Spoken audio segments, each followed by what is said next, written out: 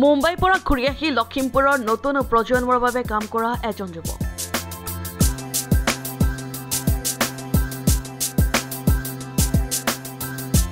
নিচাজাতীয় দ্ৰব্য মোবাইল আসক্তি আদিৰ পৰা নৱপ্ৰজন্মক ঘূৰাই অনাৰ প্ৰয়াস লখিমপুৰৰ এই যুৱকৰ ইয়ং জেনেৰেশ্যন যোনবিলাক উঠি অহা আমাৰ যুৱ প্ৰজন্ম তেখেতসকলে আজিকালি ফিজিকেল এক্টিভিটিটো টোটেলি নাইকিয়া হৈ গৈছে টোটেলি নকৰেই অকল মোবাইলতহে গেম খেলে চ' আজিকালি মই ৰেকমেণ্ড কৰিম সকলো টিনেজাৰ্ক বা এজৰ কোনো লিমিট নাই সকলো এজৰ মানুহে ইয়াত আহি এক্সাৰচাইজ কৰিব পাৰে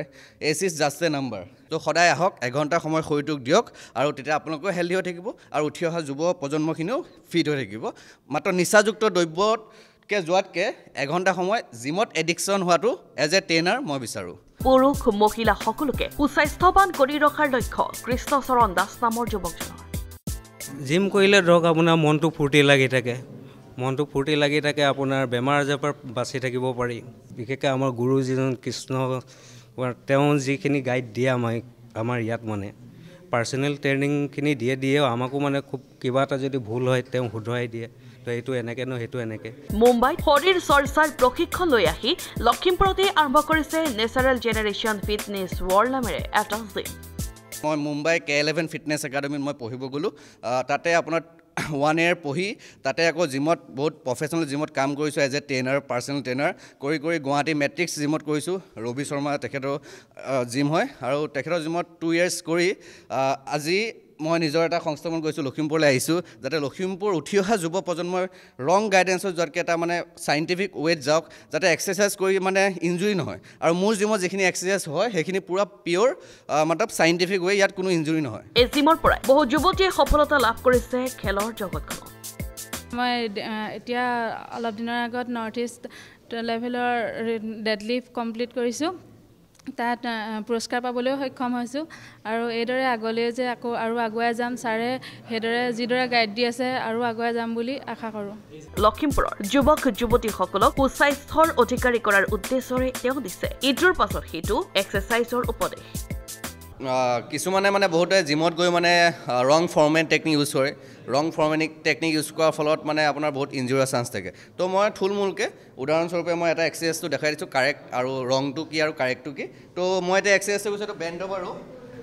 বেণ্ড অভাৰৰ কাৰেক্ট ফৰ্মটো চাইছোঁ chest up hip back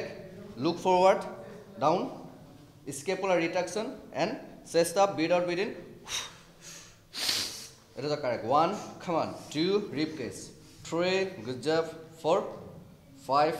6, 7, 8. Okay. It was a correct too. It a wrong to can I correct? It was wrong. Totally wrong. Ama spinal totally apna injury hobo, sleep disorder na problem hobo. To he kane সদায় আপোনালোকে য'তে exercise কৰক as a ট্ৰেইনাৰজনক সদায় সুধিব আৰু ট্ৰেইনাৰজন certified হয় নাই আৰু প্ৰফেচনেল হয় নাই সেইটো আপোনালোকে ধ্যান ৰাখিব আজি এটা বছৰ সম্পূৰ্ণ কৰিছে যুৱকজনৰ এই জিমটো মোৰ আজি 1 years হৈ গৈছে আমাৰ জিমৰ NGFW ফিটনেছ ৱৰ্ল্ড আৰু এইটো এটা প্ৰফেচনেল জিম হয় লখিমপুৰত আজি আমাৰ এবছৰ কমপ্লিট হ'ল নেচাৰেল জেনেৰেশ্যন ফিটনেছ ৱৰ্ল্ড আৰু এই আমাৰ জিমটোত সকলো বস্তু আমি প্ৰফেচনেলি ট্ৰেইন কৰোঁ ইয়াত চাৰ্টিফাইড ট্ৰেইনাৰ আমি দুজনকৈ চাৰ্টিফাইড ট্ৰেইনাৰ আছোঁ যুৱকজনৰ প্ৰয়াস এই জিমৰ জৰিয়তে লখিমপুৰ যুৱ সমাজলৈ এটা সুন্দৰ বাতাবৰণ অনাৰ